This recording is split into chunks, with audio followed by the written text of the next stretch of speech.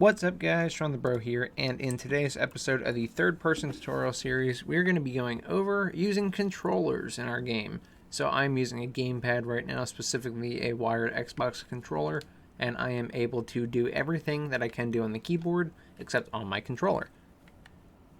I can zoom in, I can lock onto targets, I can change my locked on target, I can disable the lock on, I can punch, I can pick up equipment,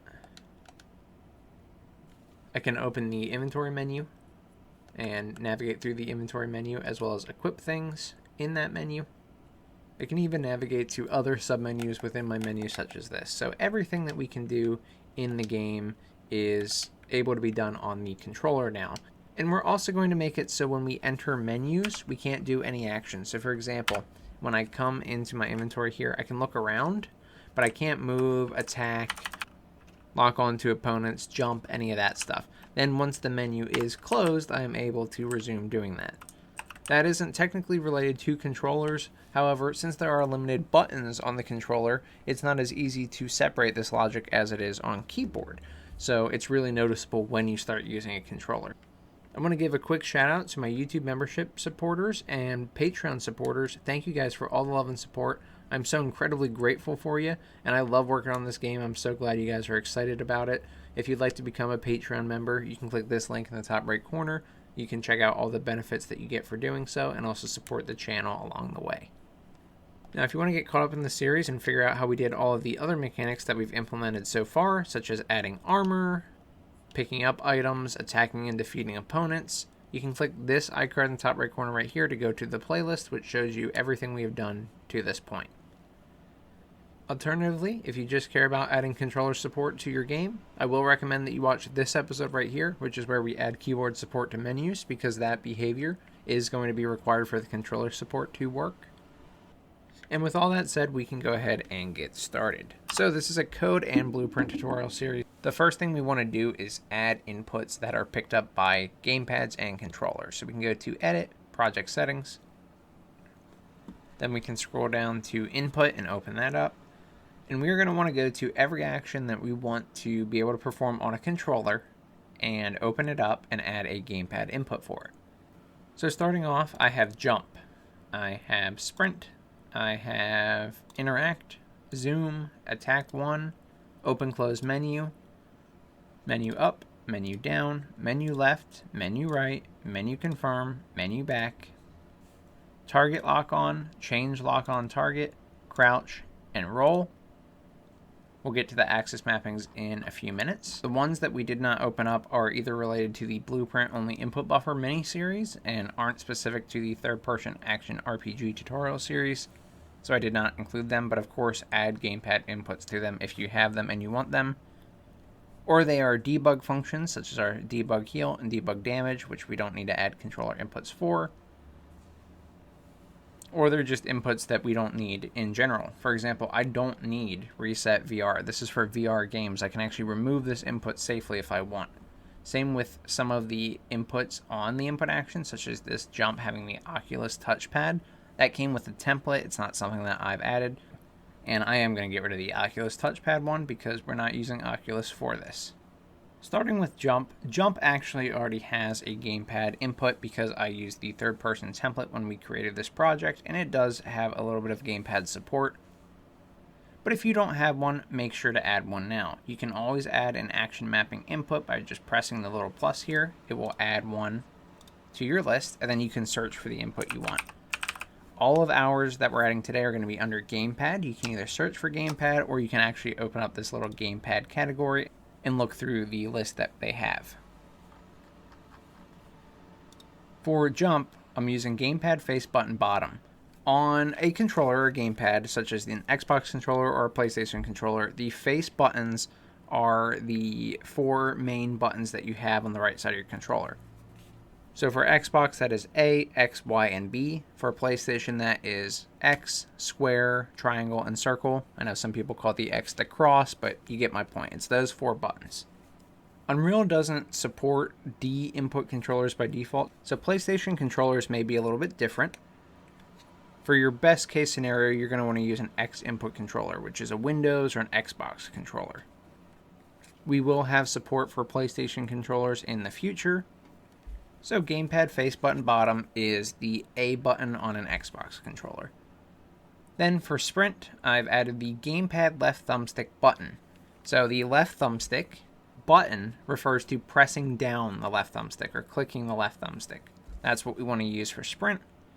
For interact, I have gamepad face button bottom as well, the A button.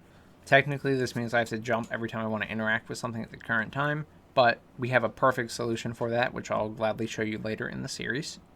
We have zoom, which is to just aim down sights or look a little bit closer. Typically the right mouse button. I've added the gamepad left trigger, so to push the left trigger down. We have our attack, which I've added the gamepad right shoulder, so not the trigger, the button right before the trigger. Up at the top, that's called the shoulder, so gamepad right shoulder. Open close menu, this is for our inventory and quest menu. I've set that to be gamepad special left. That is the back button on a 360 controller, also known as select on a lot of devices. Then I have up, down, left, right. So for these are my menu inputs, so when I'm on my quest menu, my inventory menu specifically. For up, I want to be able to use either the thumbstick or the D-pad on an Xbox controller, so I have gamepad left thumbstick up, so just to move the thumbstick up, or gamepad D-pad up. So I can use either of those for menu control. Menu down is left thumbstick down and D-pad down. Menu left thumbstick left and D-pad left. Menu right, left thumbstick right and D-pad right.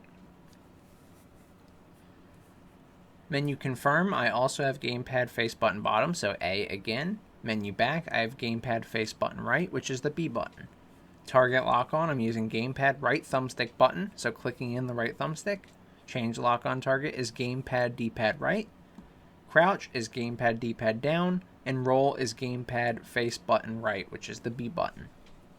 You can of course use whatever inputs you want, but I wanted to show you what all of mine were. So those are all of my input actions set up with the gamepad inputs and the gamepad in mind. I'm going to close all of these so that they're not open for next time. Now the axis mappings we also have to take into account here, but we only really care about move forward and move right. The turn rate, turn, look up rate, and look up are really for the mouse and joystick movement settings. It is important that we have gamepad inputs on them, but by default with the template they already have it. But if you don't, for the turn rate, you can use your gamepad right thumbstick x-axis.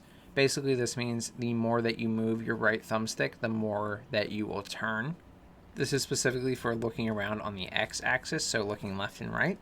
The lookup rate is the gamepad right thumbstick y-axis, which is for looking around up and down, because that's what the y-axis is in this case. So you can ignore these if you already have them, or make sure you add those two inputs to turn rate and lookup rate. Lastly, we have move forward and move right. So if we open these ones up, we have all our inputs in here, and I've added gamepad left thumbstick y-axis for move forward, and for move right, I have gamepad left thumbstick x-axis. So similar to looking around, just we're using the left thumbstick instead of the right thumbstick. For moving forward, that is our left thumbstick y-axis, so up and down is forward and backward. And moving right, we have the left thumbstick x-axis, so moving left and right with the thumbstick. With all those out of the way, we are good to go with our controller inputs. And you're going to think I'm being silly, but I'm not. This will actually work. That is all you need to do to have full gamepad support in your game. If you were to go into your menu though, you'd be able to be moving around and doing all sorts of stuff when you're in here that you probably don't want to do. You just want to navigate your menu. So we're going to go ahead and fix that up. It is super simple, but it is a very important change. We're going to go into the code to do this, and we're going to go to our third-person tutorial character. I'm going to scroll down to my variables, and specifically I want to make a boolean that I call isMenuOpen. And as it says, it determines if any menu prompt is on the screen or currently active. I've made this a U property, edit anywhere, blueprint read write. This means that we can access it in the blueprint and also edit it, which is good because we're going to set it when we open the menus and set it when we close the menus as well. I have given it a category of menus just so I can find it more easily when in the blueprints. And again, that is bool isMenuOpen.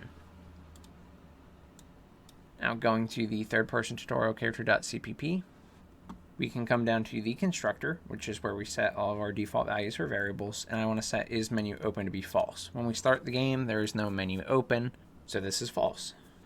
Now we want to go through all of our functions and determine where we need to check for this. And it's going to be really anything that we bound to an input that it doesn't relate to menus. So we can scroll down to turn at right and look up at right. These ones are just looking around, and so you could block them when you're in a menu if you want. I actually kind of like being able to look around when I'm in the menu, since right now my menu is transparent.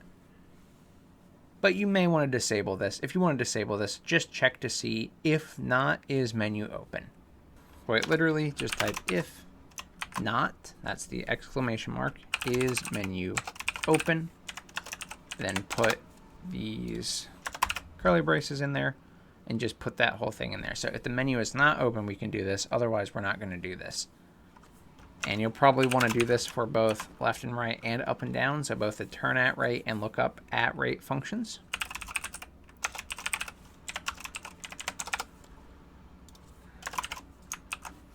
Scrolling down, we have move forward. Well, we don't want to be able to walk forward while we are in a menu. So I have if not is menu open, and I've just encompassed the entire function. Everything that was in here before is now inside of if not is menu open.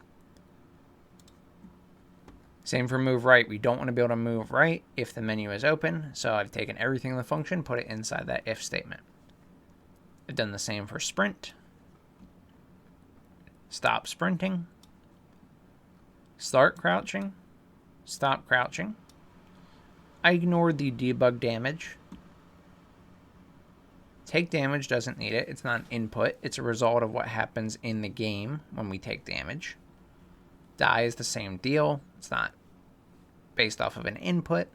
Respawn is not based off an input. Start healing is a debug function. Heal is a result of something that we do in the game. Heal armor is a result of something we do in the game. Gain experience is the same thing. Interact, however, is based off an input, so we want to check, make sure that the menu is not open before interacting with something. Zooming in or aiming down sights should check to see if the menu is open, and if it's not open, do it. Stop zoom, same deal. We don't want to do it if the menu is open. Use first attack, also should check for if the menu is not open. Add to inventory, enable stamina gain, depleted all stamina are all related to things that happen in the game, so we don't need to check for it there. Toggle lock on, we should add if not is menu open because we don't want to be able to lock on to opponents while we're in our inventory or other menus. Change lock on target, same deal. Roll, same deal. And tick happens automatically every frame. We don't want to block that if we're in a menu. And that is our entire file. So we've added it all those places, basically all of our inputs. And if we do that, we won't be able to do any of those actions while we are in a menu. There is one special case to this though. If we go back down to our setup player input component function, this is where we bind all of our inputs. You can see that in all of these, we're binding the input action to a function that we call. Well, the jump and stop jumping are using the standard character class. We don't want to be able to jump when we're in a menu or stop jumping when we're in a menu. So we should add that check in there, but we technically can't unless we override the a character class's code. There is a simple way to get around this. So we can go into our base character.h, our third person tutorial character.h, and scroll down to our functions wherever we want to do this. I'm going to put it close to the top. Say the character starts jumping. I'm going to make void start jump. And we should also have a start jump if we have different levels of jumping, like if we want to hold it to jump higher, or if we want to stop adding the jump force if we release earlier on. So we can also have a stop jump so the character stops jumping. Void stop jump. And we want to use these functions in the setup player input component. So instead of a character jump, we're going to do a third person tutorial character, : start jump, and a third person tutorial character stop jump. So there we go. Now we have bound our inputs to these functions, but of course now we have to make these functions. So I'm going to scroll down to, let's go below move right, and make void a third person tutorial character, start jump. And we're going to make the stop jump as well.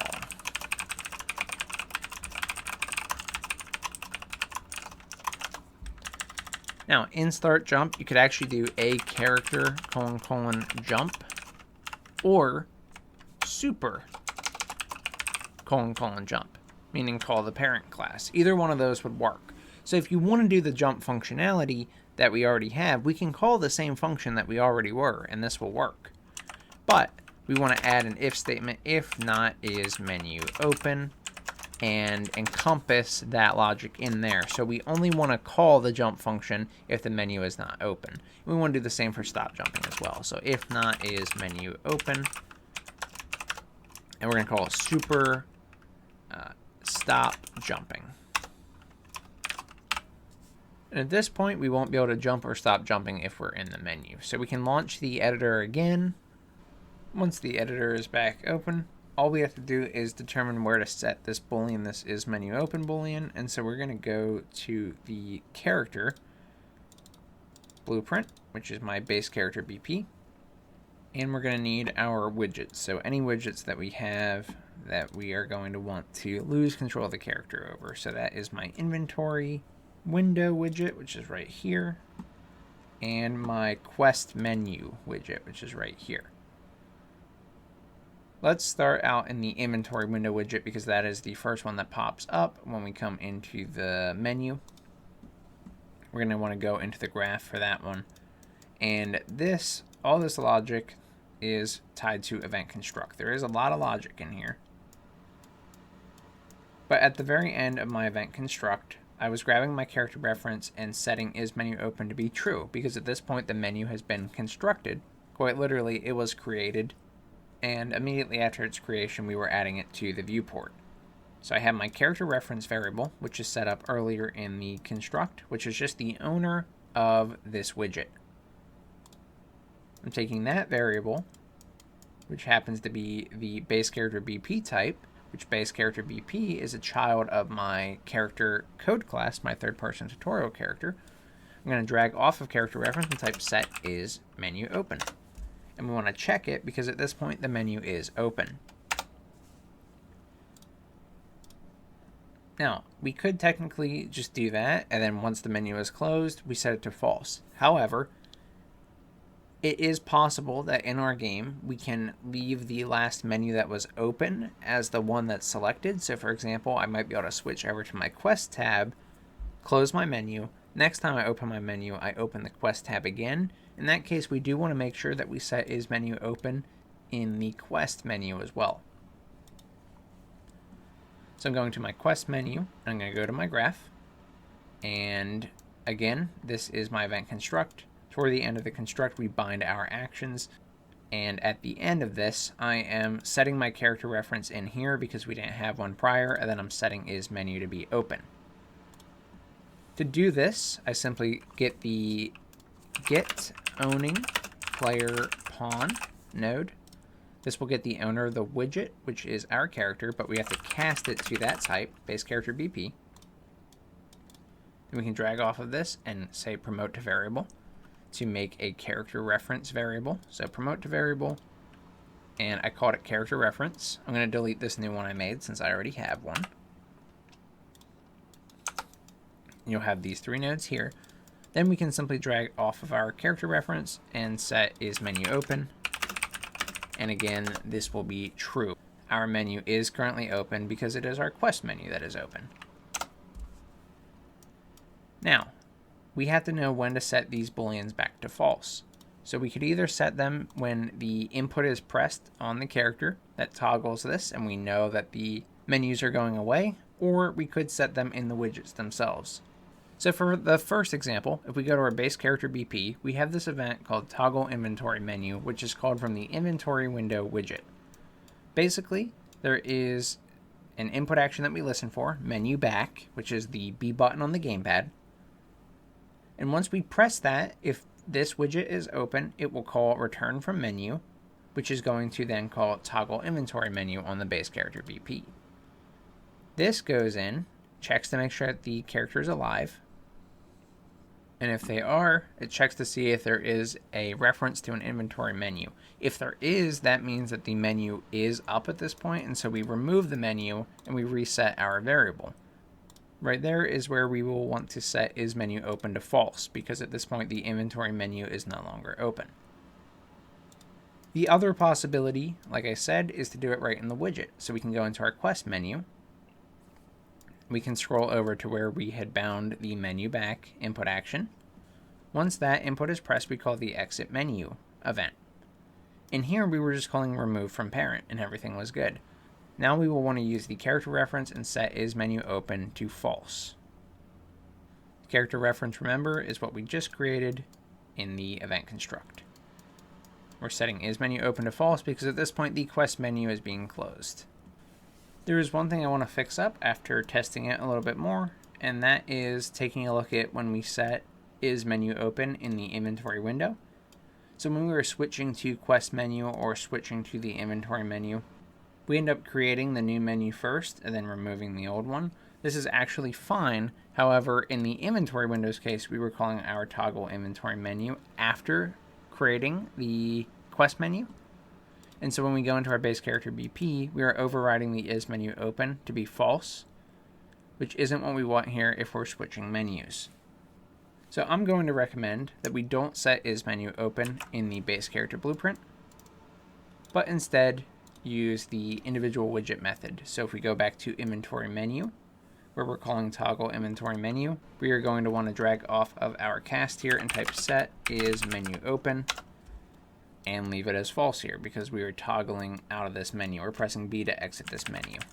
Clean this up a little bit and it will look something like that. Now, even when we change menus, this won't be affected. So I can come into my game, I can go into my menu. I can't jump or anything while I'm in here. If I switch to my quest menu, I still can't. However, if I exit out of either menu, I can then control my character normally. So anyway, guys, that's how you can implement gamepad behavior in your third-person and action RPG game. Additionally, that is how you can have full control over what happens while you're in menus versus the actual gameplay. So this was a very important episode for a lot of different reasons. Even though they are small changes, they make a heck of a difference in our overall game. If you enjoyed this video and learning about how to implement gamepad behavior in your game, please subscribe. It does more for myself and the channel than anything else you can do, and it is completely free. I want to give another shout out and thank you to my YouTube membership and Patreon members and supporters. You guys have kept these series alive, and I'm so incredibly grateful for all your kindness and all your support over the years, so thank you so much. If you had any issues with this tutorial or ran into any problems, feel free to join the Discord community. There's a link in the description, and I would be happy to help you. Like I said, guys, that's all I got, so thank you so much for watching. I'm Shawnthebro, and I'll see you in the next one. Goodbye, guys.